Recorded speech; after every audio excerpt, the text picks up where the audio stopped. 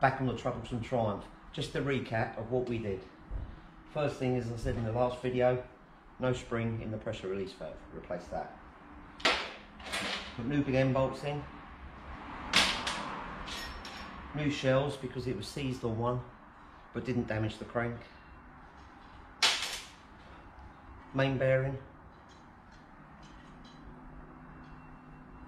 2 of those.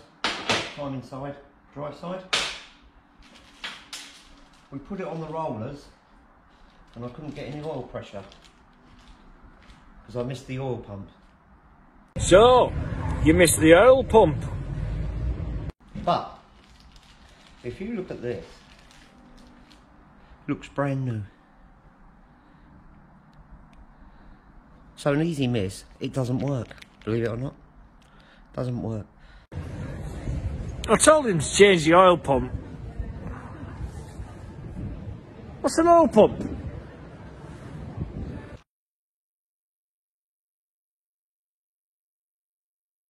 So put a new oil pump in. Ended up with too much oil pressure. Oil everywhere. Stripped the engine.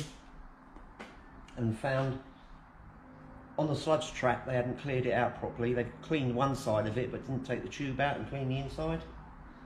So anyway, that's all done. And we changed the carb. Put a new carb on it, which was fortunate. We fired it up with this carb and we fired it up literally. It caught a light, it was pouring petrol everywhere. So now, hopefully, we're there. So we get these parts out of the way. And we'll fire it up. Right, here we go. Turn it on. It's going to be a bit loud, this, people.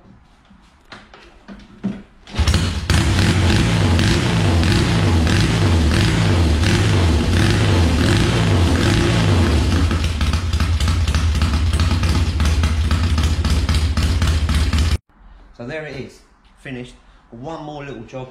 The kickstart return spring's not very strong, so I'm going to go in there and have a look at that. But other than that, the job is finished.